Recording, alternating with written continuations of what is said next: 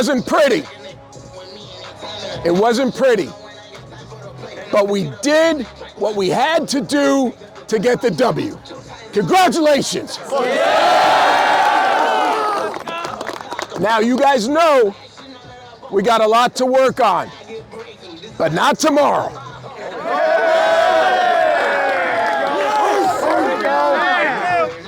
I love you guys.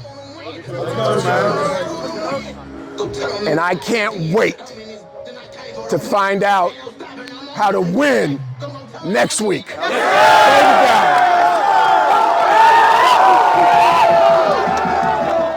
Here with Mike Gutelius here at Northeast Washington, D.C., Catholic University of America, which won on a 35-yard field goal with 3 seconds to go tonight, defeating McDaniel by the score of 10-7. Here with Mike Gutelius, the head coach of this Catholic University Cardinals squad. And if you remember back to, I don't have the number of the podcast in my brain right now, let's say about podcast 368 or so, where you told us your story. Yeah. Before we talk about anything around the game tonight, how does it feel to be back? How do you feel? I feel great. Who knows how it'll all go, but I'm battling it, and I've dropped some weight to get in shape and go along, and I can't feel things inside my skull, which is great.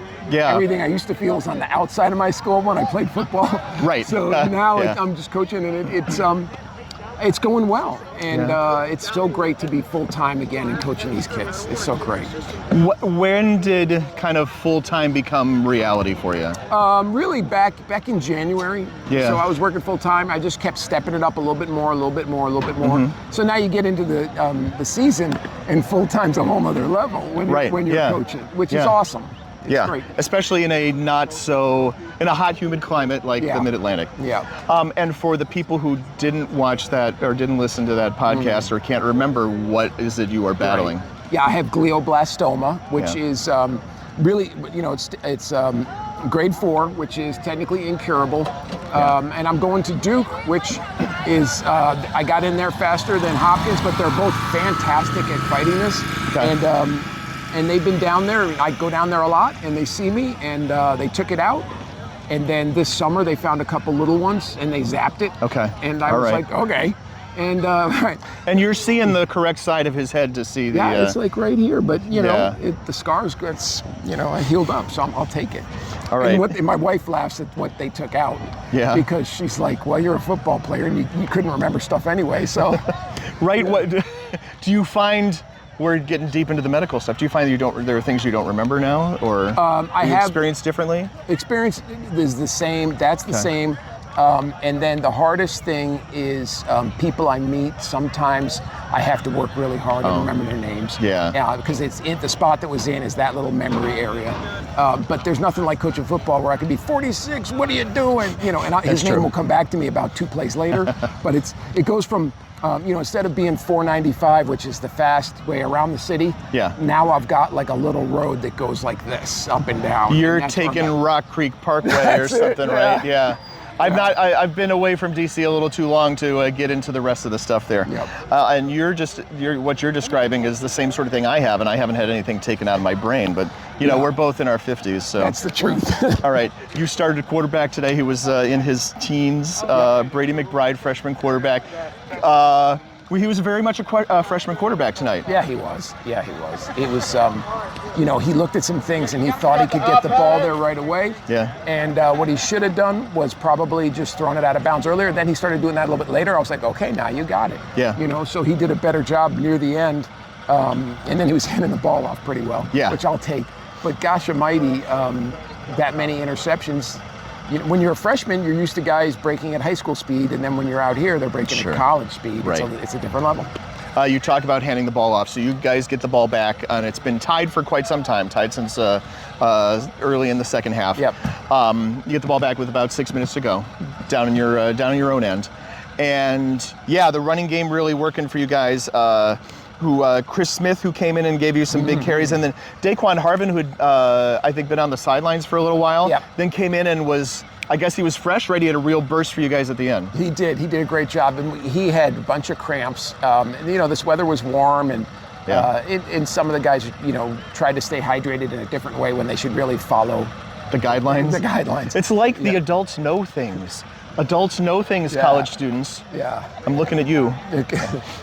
And he, you know, and so once he was able to not get the cramps, he came back out and he finished strong. Yeah. So I was excited about that, you know, because Chris ran the ball a lot and took some poundings. Yeah. So it was good to be able to switch it up. Yeah. You get down into the red zone, and then bad snap, and then we're Catholics looking at 2nd and goal from the 20, and had to burn a timeout. Yep.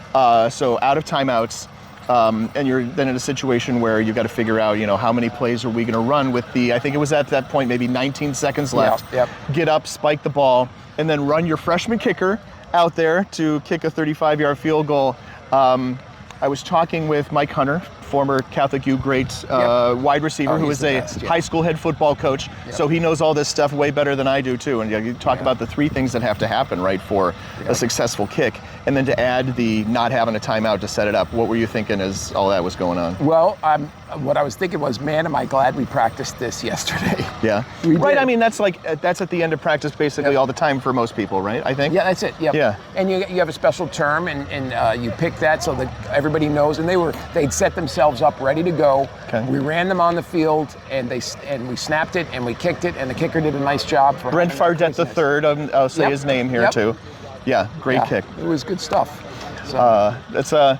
We talked about, I'm going back to the heavy stuff now. Right. We talked about how this game last year was such a, I will use a term, cluster, because of, you know, the uncertainty and the, you know, going to McDaniel and, you know, guys not being, you know, just having to adjust quickly and it not going so well. Right. Tell me about the difference between that and today. Well, I think, you know, last year I missed 6 days of practice to go down to the doctor to have the cancer removed. Yeah. And that happened, and that was 8 days before that game. And so I was at home with an ice bag on my head watching it. And I think one of the mistakes I made was actually talking on TV, Zoom, to the team and getting them so fired up when they got there. You know, they were running routes deeper than you're supposed to run the route. Wow. They were trying to do blocks and crazier, and it was doing too much. Just doing too much. And then we turned it over a few times there in a close game, and we lost 7-3. And you know, so this team. This wasn't much different. No, it wasn't. Few turnovers and a low-scoring game. Except, of course, you know, you guys came out on top at the end. Oh my gosh, yeah. And McDaniel's tough. Like they came down here to bring it. And I think they're better than they were last year for sure. But you know, we need to clean up. A lot to clean up. You have a not super forgiving non-conference schedule. Yeah. Right? Salisbury coming up pretty soon, and that's not the only challenge you face. The conference gets, I think, better by every metric this year. When you add Western Connecticut, that's a team that's going to be solidly middle to top of the standings, and it doesn't get any easier. No. This season is probably the toughest I've had in my time here for sure. And it might be close to the toughest I had when I was a player here, you know. And we were playing Dayton, who now is in, you know, an FCS team, and they were in the conference. All these other things we're playing, and now I look at where we're at, and I'm like, yeah, we're right there. You know, we got Susquehanna in the conference, and then we have the out of conference is tough. So, but you know what? Good. Yeah. Good. Let's go. I like it. Yeah. I want to talk one last question about the atmosphere here tonight. I haven't been to a Catholic U football game in 20 years. My apologies. I'm so sorry. Yeah. I do live 1,100 miles away now, but it's been 20 years. Yeah. Come out for just really to see what an event it was here tonight. Tailgating lot that you know, that I can't imagine how they filled and what they brought in because of that. People all around the fence, that in itself, not unusual, maybe a couple times a year that happens. Right. Lots of people in the stands tonight, lots of Catholic U fans in the stands tonight. Tell us a little bit about what the atmosphere is like in your... Yeah, it has grown and grown and grown. And, you know, I've been here, we've had this is the beginning of the 8th season I've been here. And I thought I was going to get here and we'd be, you know, champions in the conference we're in for, you know, in 3 years. Yeah. We're not there yet, and we're going forward, and nobody has that support. Like, I've never had that before. Okay. And these people keep coming, and they're saying, we're going to get it, now go. You know, they're holding us up. But man, when I turn around and look at that, that's fun. Yeah. It's fun. I said that was the last question. I was wrong. You know, right, that there's been some success with freshman quarterbacks here in this program. Yeah, we've had some of that. So, you know, you go back into 1994, was he freshman year? Yeah, 1994 is Kevin Ricka's freshman year, and then Derek McGee was a four-year starter after that. Yeah, that's right. Yeah. I didn't think of him right away, yeah. It's in. And so tell us a little bit about Brady McBride. Aside from, I said all the negative things already, so tell us the positives. Well, you know, he was a great player at Louisiana, and then he comes here. Okay. And that's in Wilmington, Delaware, right? That's right. Okay. Yep. And we brought in a significant number of freshmen, and we had a couple good guys on the team, and it's a battle, you know, and so you have to push it enough to where you're like, okay, this is our guy, and then you start having some interceptions. Yeah. And in last year, kind of when that happened, we switched them. Yeah. And this year, my offensive coordinator, Coach Coles, was like, no, he's the guy. We have to see it all the way. Yeah. And that worked. Yeah. It worked for Catholic tonight. 1-0 on the season. They defeated McDaniel on a field goal with 3 seconds left, winning by a score of 10-7.